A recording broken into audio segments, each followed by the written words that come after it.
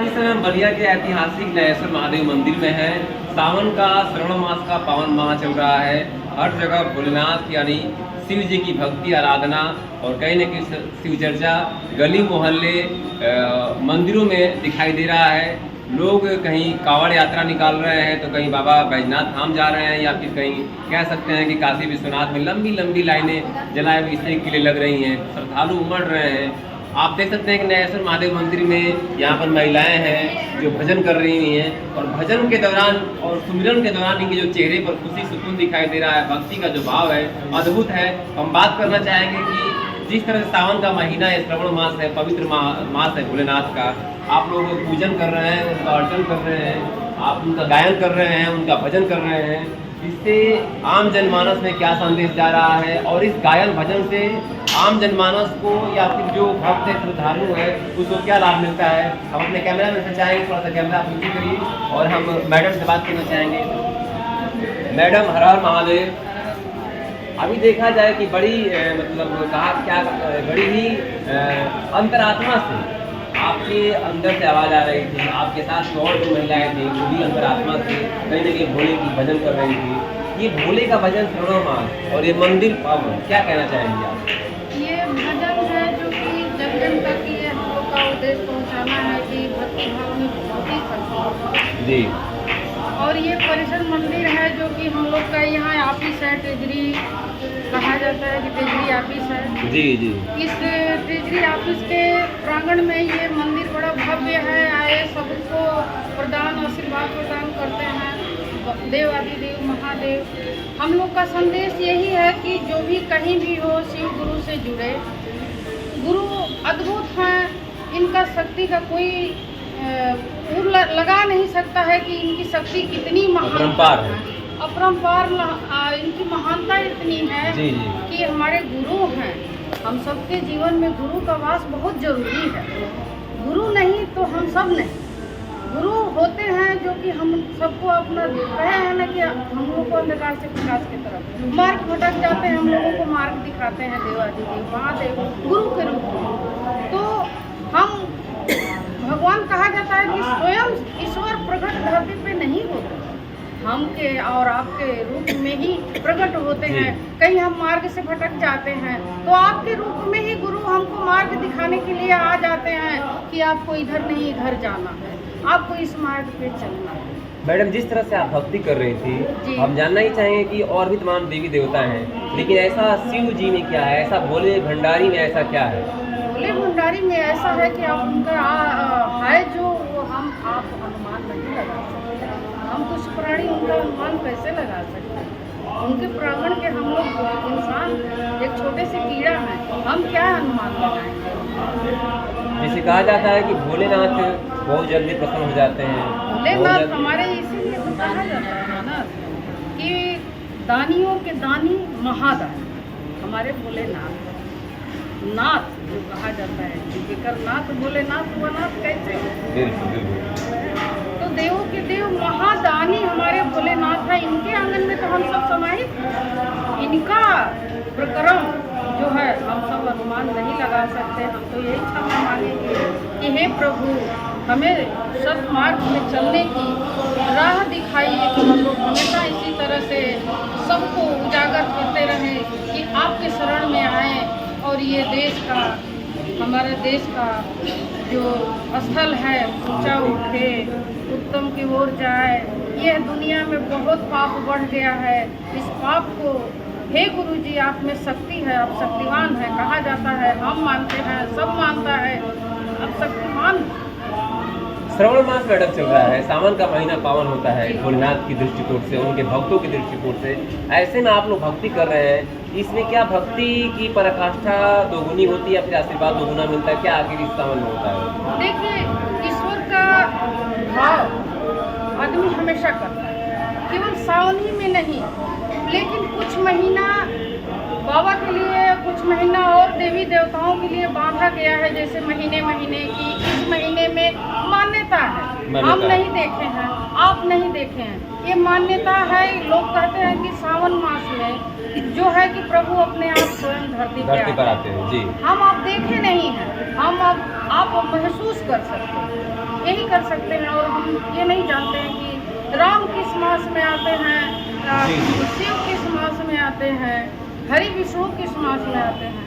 कहा जाता है ना कि लगन शुरू होती है तो विष्णु का अवतार होता है, विष्णु महान होते हैं, विष्णु का आगमन रहता है, उनका आगमन रहता है, अवतारित होते हैं धरती पर, तो लगन शुरू होता है। हम आप जो संसार के जीवन में बरतते हैं, राम का अवतार होता है। जब इस धरती पे पाप फैलता है तो राम का अवतार होता है। कहा जाता है कि राम ये ईश्वर भगवान जो है, राम के आचरण पे हम सब चलते हैं। हमारे प्रभु जी भी राम के नाम पर ही है, इसलिए मैं धन्य हूँ कि हम दोनों लोग का नाम भी ईश्वर से जुड़ा हुआ है।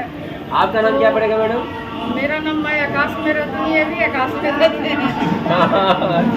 एक और मैडम है, नाम है। अभी देखा जाए कि अभी मैडम भक्ति भाव से गा रही थी, आप लोग भी साथ में थी, आप लोग भी पीछे से गायन कर रही थी, कैसा महसूस हो रहा था आप लोगों को?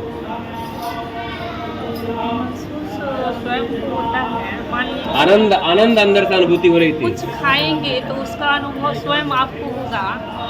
यदि आप कुछ खाते हैं तो स्वयं अनुभव आपको होता है। तो ये अनुभव तो हम व्यक्त नहीं कर सकते, पर ये बता सकते हैं कि यदि आपने कहा कि श्रावण मास में ही बाबा आपको प्रसन्न होते हैं या धरती पे आते हैं, तो ऐसा है कि श्रावण में बाबा अति प्रसन्न होते हैं अपने भक्तों पे, और ये महीना उनको अत्यधिक प्रिय है, बहुत सुंदर ये महीना उनको लगता है। इसलिए कहता है कि सावन का महीना बहुत सुहाना होता है, जो बाबा को प्रिय होता है।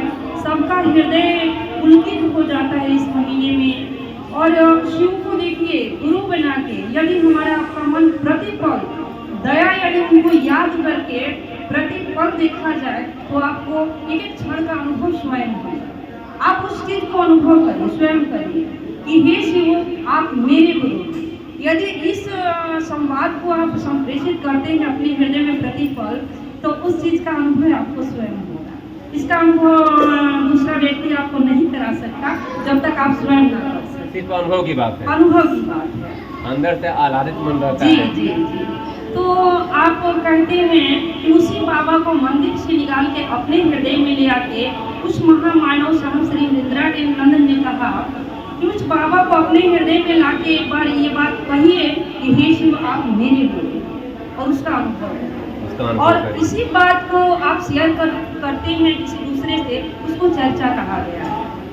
और यही बात आप जितना लोगों को शेयर करेंगे, बताएंगे, उसको चर्चा कहा गया है। दूसरा सूत्र है, और तीसरा सूत्र है उसी बाबा को, उसी शिव को गुरु रूप में प्रणाम करते हैं, नमः शिवाय से। इसे भी आप टुकड़े टुकड़े में कर सकते हैं, दिन भर में अपनी सांसों की माला पे नमः शिवाय करें, और उसका अनुभूति आपको स्वयं होगा। ये हमारे वरेण्य गुरु भ्राता साहब श्री ने कहा है, जिसका हमें आपको आनंदित बहुत सुंदर होता है शिव चर्चा करके। इसमें भी लोग बहुत तरह के पाखंड कर रहे हैं, गाँव की महिलाएं, जिससे खराब होता है हमारी शिव चर्चा। तो हम आपसे यही विनती करेंगे कि आप स्वयं अनुभव करें और इसको अनुभूति के तल पे ले चलें। धन्यवाद। एक और महिला है और काफी बुजुर्ग आप हैं, दादी माँ की तरह हमारी है, और ये कहा जाए कि जिस तरह से सावन का महीना है आप लोगों ने वर्णन किया, आप किस तरह से वर्णन करेंगे सावन के महीने की? गीत गा दीजिए। क्या वर्णन करेंगे आप? भजन दे दीजिए, भजन दे के भगवान भोलेनाथ के बारे में क्या कहना चाहेंगे आप? अभी ये हम लोग तमन्ना रहा कि शिव के यहाँ चर्चा करना है। जी जी। मन में तो बहुत भक्ति है। जी जी। अब भगवान हम लोग के बहुत शक्ति दिए हैं, बहुत शक्ति दिए हैं। मतलब भोले बाबा में अपरंपार शक्ति है। हाँ शक्ति है, देव के देव महादेव है। इस सुर में आप बहुत तगड़ा आवाज आपकी थी, बहुत तेज आप गा रही थी।